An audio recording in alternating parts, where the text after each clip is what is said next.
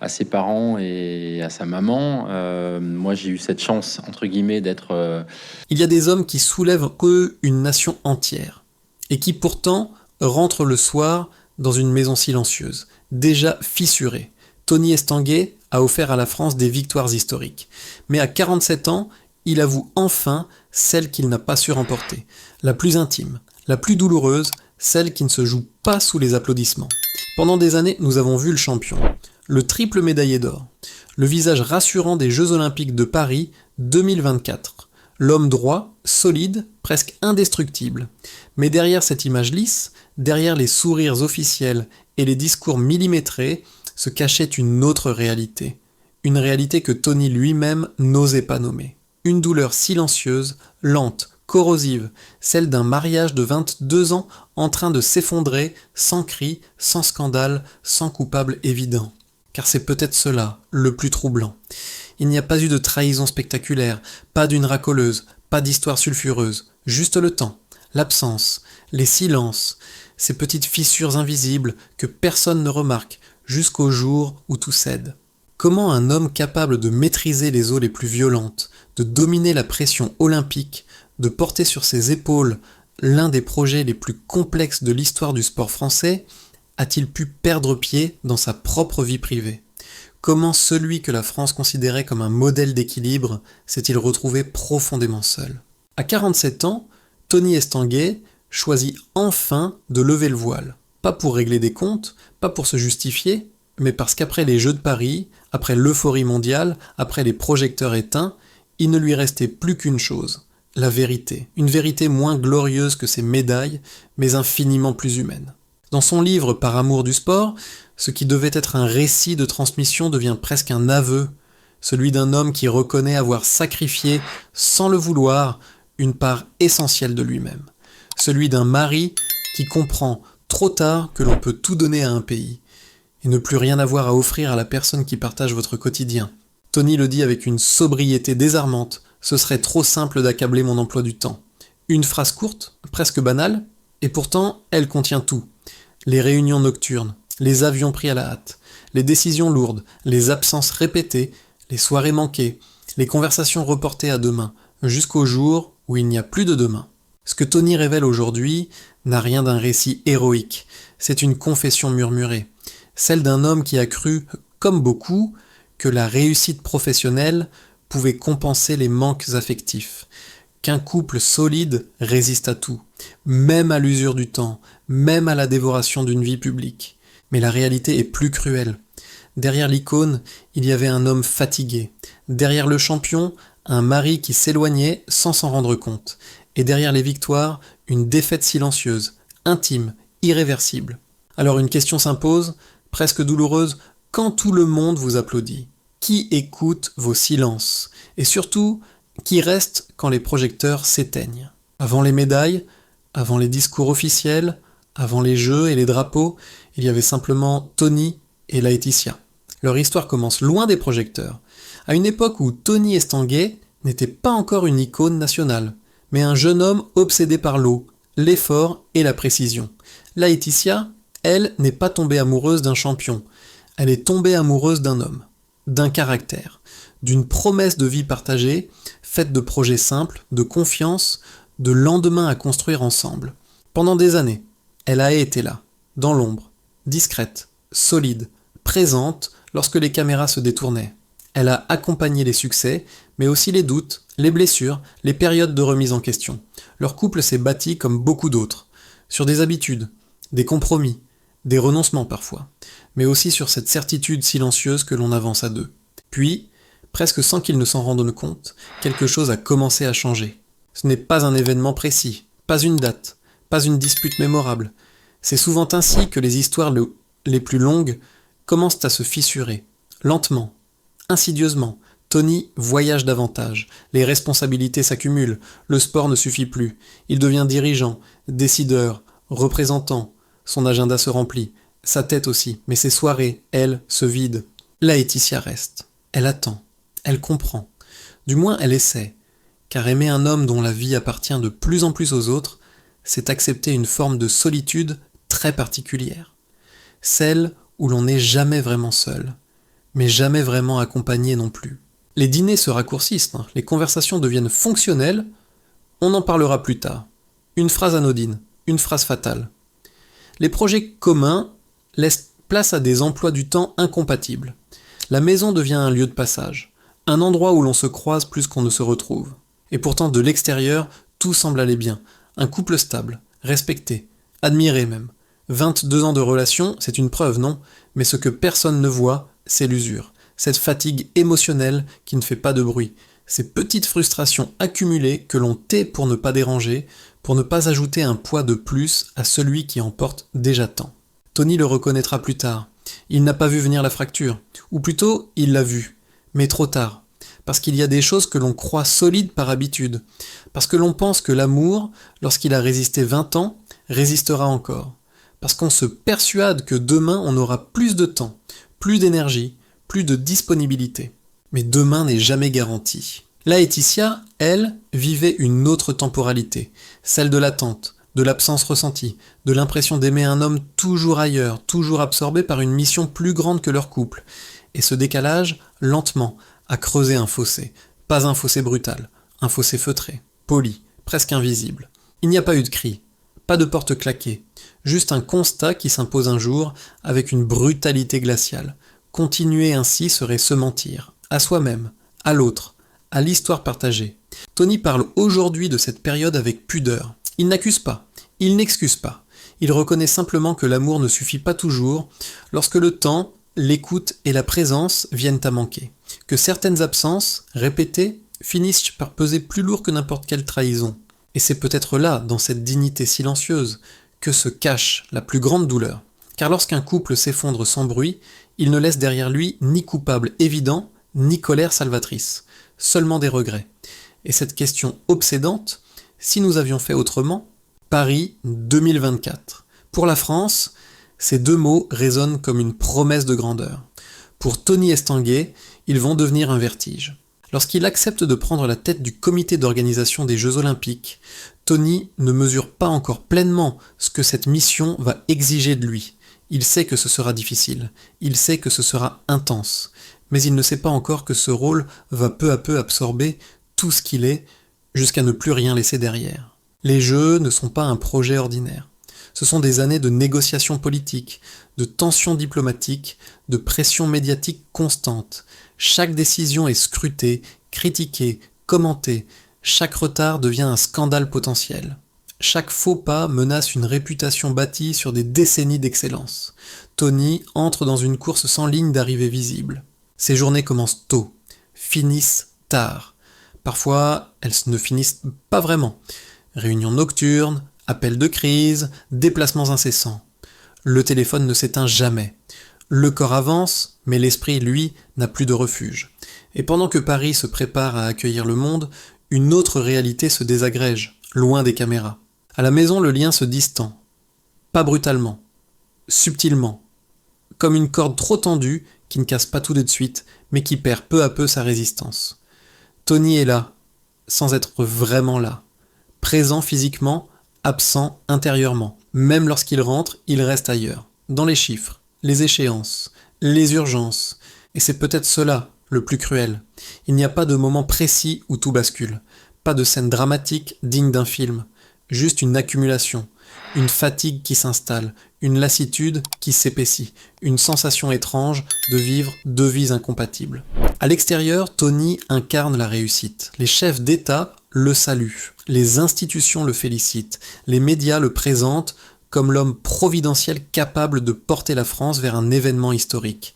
Il est applaudi, respecté, admiré. À l'intérieur, il se sent de plus en plus impuissant, car aucune stratégie, aucune rigueur, aucune discipline ne semble suffire à sauver ce qui compte le plus. Peut-on vraiment être le héros d'un pays et l'échec silencieux de sa propre famille?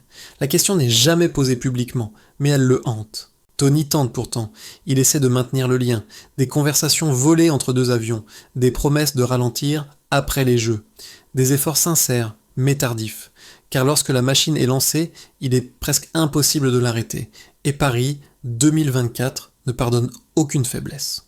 Laetitia, de son côté, vit cette période comme une longue attente sans horizon, Aimer un homme devenu l'incarnation d'un projet national, c'est accepter de passer après une cause jugée plus grande que soi. Mais à force de passer après, on finit par disparaître. Le paradoxe est violent. Tony consacre son énergie à créer un événement censé rassembler, célébrer, unir. Et pourtant, dans son intimité, tout se fragmente. Il orchestre une fête mondiale pendant que son foyer se vide de sa substance. Et cette contradiction devient insoutenable. Un jour, sans éclat, sans fracas, la vérité s'impose. Continuer serait mentir. À l'autre, à soi-même. À cette histoire de 22 ans qui mérite mieux qu'une survie automatique. Ce jour-là, Tony comprend que certaines batailles ne se gagnent pas à force de volonté. Il dira plus tard qu'il ne cherche pas d'excuses, que son emploi du temps n'explique pas tout, mais il reconnaît aussi que cette période a été un accélérateur implacable, un révélateur brutal de déséquilibre trop longtemps ignoré. Et c'est là, au cœur même de ce tourbillon, qu'un mot commence à s'imposer dans son esprit. Un mot qu'un champion n'aime jamais prononcer. Un mot qu'il a toujours su repousser, transformer, dépasser, jusqu'à ce jour. Il y a des mots que l'on n'apprend jamais à prononcer quand on a été formé à gagner. Pour Tony Estanguet, le mot échec n'appartenait pas à son vocabulaire intime. Sur l'eau, une erreur se corrige, une défaite se travaille, une chute prépare une revanche. Toute sa vie, il a transformé l'adversité en moteur. Jusqu'à ce que la vie lui oppose une défaite sans règlement, sans arbitre, sans possibilité de rejouer la manche. Quand son mariage s'achève, Tony comprend brutalement que cette fois, la discipline ne suffit pas. Il n'y a ni plan d'entraînement, ni calendrier, ni stratégie capable de réparer ce qui s'est fissuré lentement dans le silence. Cette défaite-là n'a pas de podium de consolation. Elle ne se partage pas. Elle se vit seule. Il en parle aujourd'hui avec une pudeur presque désarmante. Sans colère, sans accusation, il n'accable ni Laetitia ni les circonstances. Il reconnaît simplement une vérité que beaucoup redoutent. On peut être exemplaire dans sa carrière et défaillant dans l'essentiel. Et cette prise de conscience est vertigineuse. Tony découvre alors ce qu'il appelle, d'un mot étonnamment fort, des horreurs silencieuses, non pas des violences visibles, mais ces dérives insidieuses que connaissent tant de couples, les absences répétées qui blessent plus que des mots, les sacrifices accumulés jusqu'à l'effacement, la culpabilité qui s'installe quand on réalise que l'on n'a pas su écouter à temps. Le plus douloureux n'est pas la séparation elle-même, c'est ce qu'elle révèle. Une fatigue émotionnelle profonde, le sentiment d'être devenu étranger à sa propre vie, d'avoir vécu à un rythme qui n'était plus compatible avec celui d'un couple, d'un foyer, d'un quotidien partagé. Tony parle d'une lente dérive, presque imperceptible mais dévastatrice. Et pour un champion, cette défaite touche quelque chose de fondamental. Elle ébranle l'identité, car si l'on ne sait plus gagner là où l'on pensait être le plus solide, qui est-on vraiment ? Derrière le champion, derrière le dirigeant, derrière le symbole national, il reste un homme confronté à ses limites. Un homme qui découvre que la volonté ne remplace ni la présence, ni l'écoute, ni le temps. Ce moment marque une fracture intérieure. Tony continue d'assumer ses responsabilités publiques, mais quelque chose en lui s'est fissuré. Il est applaudi par des foules entières, tout en portant en silence la sensation d'avoir échoué là où personne ne pouvait l'aider. Cette dissonance est peut-être la plus grande épreuve de sa vie. Il comprend aussi que cette histoire n'est pas seulement la sienne. Elle est celle de milliers d'hommes et de femmes qui, passé un certain âge, regardent en arrière et mesurent ce qu'ils ont gagné et ce qu'ils ont perdu en chemin. Ceux qui ont tout donné à leur travail, à leur mission, à leur statut, parfois au prix de leur vie intérieure. Mais au cœur même de cette chute, quelque chose commence à bouger, une lente prise de conscience. Tony ne cherche plus à réparer l'irréparable. Il commence à accepter, à regarder les morceaux brisés sans détourner les yeux, à comprendre que reconnaître sa fragilité n'est pas une faiblesse, mais une étape nécessaire. Il le dira plus tard, cet échec l'a obligé à ralentir, à écouter autrement, à remettre en question une conception de la réussite qu'il n'avait jamais interrogée. Pour la première fois, il ne cherche pas à gagner, il cherche à comprendre. Et c'est précisément à ce moment-là, alors qu'il ne s'y attend plus, qu'une présence inattendue va entrer dans sa vie. Une présence discrète, sans promesse, sans éclat, mais porteuse d'un changement profond. Elle n'est pas arrivée comme une évidence. Elle n'est pas entrée dans sa vie avec fracas, ni avec ces récits romanesques que l'on aime raconter après coup.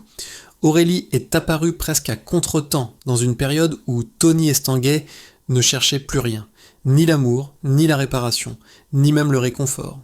Et c'est sans doute ce qui rend cette rencontre si particulière. À ce moment-là, Tony sort d'un long tunnel. Le divorce n'est pas une tempête spectaculaire, mais une blessure profonde. 22 ans de vie commune ne s'effacent pas. Ils laissent un vide, un silence pesant, celui d'un homme qui, malgré les responsabilités et l'agitation permanente, se retrouve seul face à lui-même. Aurélie n'appartient pas au monde du sport. Elle ne fait pas partie de cet univers de performance, de titres et de protocoles que Tony a habité toute sa vie. Elle ne l'a pas rencontré comme un champion, ni comme le président du comité d'organisation des Jeux. Elle l'a vu tel qu'il était alors. Un homme fatigué, parfois dépassé, cherchant un peu de paix. Tony le raconte avec une retenue rare. Pas de grandes déclarations, pas de romantisme excessif. Juste quelques mots simples, presque fragiles. Je suis en couple avec quelqu'un. Une phrase volontairement neutre, comme pour protéger quelque chose de précieux, encore trop vulnérable pour être exposé. Il insiste sur un point essentiel. Aurélie n'est pas venue combler un manque. Elle n'a pas effacé le passé. Elle n'a pas remplacé Laetitia. Cette relation n'est pas une fuite. Elle est la conséquence d'une transformation intérieure. D'un homme qui a cessé de vouloir tout contrôler. Ce lien s'est construit lentement. Sans urgence, sans promesse démesurée. Après des années passées à courir, Tony redécouvre la simplicité, l'écoute, le silence qui ne pèse plus. Des moments ordinaires, presque insignifiants aux yeux du monde, mais essentiels pour lui. Un repas partagé sans téléphone, une marche sans objectif, une présence sans attente. Il y a aussi, dans son récit, une forme de pudeur morale. Tony sait que ce chapitre peut susciter des interrogations, des zones grises. Il n'élude pas la complexité. Il reconnaît que le divorce reste une cicatrice, une blessure qu'il ne cherche ni à glorifier, ni à minimiser. Mais il admet aussi que la vie, parfois, offre une forme d'apaisement là où l'on ne l'attend plus. Aurélie représente cela. Pas une victoire, pas une revanche, une respiration. Pour la première fois depuis longtemps, Tony n'a plus besoin de prouver. Il ne joue plus un rôle. Il n'est ni le champion, ni le dirigeant charismatique. Il est simplement un homme qui apprend à se relever autrement. Cette relation l'accompagne dans ce processus, sans bruit, sans projecteur. Il dit s'être surpris à sourire à nouveau, à retrouver une légèreté qu'il croyait perdue. Il parle d'elle sans emphase, mais avec une sincérité désarmante. C'est quelqu'un de bien. Et dans la bouche d'un homme marqué par l'épreuve, ces mots-là valent toutes les déclarations. Mais cette renaissance est fragile. Tony avance avec prudence. Il a appris parfois dans la douleur que rien n'est jamais acquis, ni les succès, ni les certitudes, ni les amours. Et c'est précisément cette lucidité qui rend son témoignage si profondément humain. Après avoir tout donné au sport, après avoir porté un pays entier sur ses épaules, Tony Estanguet avance aujourd'hui autrement, plus lentement peut-être, mais avec une lucidité nouvelle. Il ne court plus après les podiums, il ne cherche plus à prouver, il regarde enfin sa vie en face, sans masque, sans médaille, sans slogan. Ce qu'il a compris, au fil de la chute puis de la reconstruction, c'est que la réussite n'obéit pas aux mêmes règles que la performance. On peut gagner des titres et perdre l'essentiel. On peut être admiré et se sentir vide. Et surtout, on peut se tromper longtemps sans jamais s'en rendre compte, parce que tout autour de soi continue de briller. Tony parle aujourd'hui de cycle, de métamorphose. Il dit que la vie n'est pas une ligne droite, mais une succession de recommencements, que l'on ne se définit pas seulement par ce que l'on réussit, mais par la manière dont on accueille ce qui se défait. Sa séparation, longtemps vécue comme une chute, est devenue un point d'ancrage, non pas une fierté, mais une compréhension. Il a réappris à donner du temps, à écouter sans anticiper, à être présent sans être pressé, à mesurer la valeur d'un moment qui ne sert à rien d'autre qu'à être vécu. Ce sont des victoires minuscules, invisibles, mais durables, des victoires que l'on ne célèbre pas sur un podium, mais que l'on ressent au fond de soi. À 47 ans, Tony Estanguet ne renie rien, ni les triomphes, ni les sacrifices, ni même ce qu'il appelle encore un échec.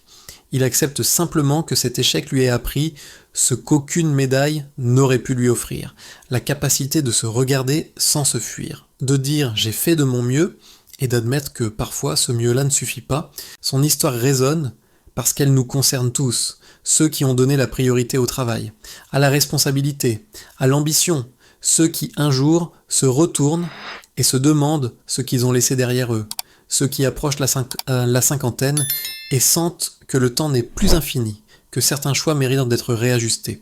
Alors la question n'est peut-être pas de savoir si Tony Estanguet a réussi sa vie. La vraie question est ailleurs. Qu'avons-nous sacrifié pour réussir ? Et surtout, que sommes-nous prêts à changer avant qu'il ne soit trop tard ? Si cette histoire vous a touché, si vous vous êtes reconnu dans ces silences, dans ces renoncements invisibles, prenez un instant, dites-le en commentaire, partagez votre expérience, votre doute, votre propre renaissance peut-être. Pensez à liker cette vidéo si vous croyez que les plus grandes victoires sont parfois les plus discrètes.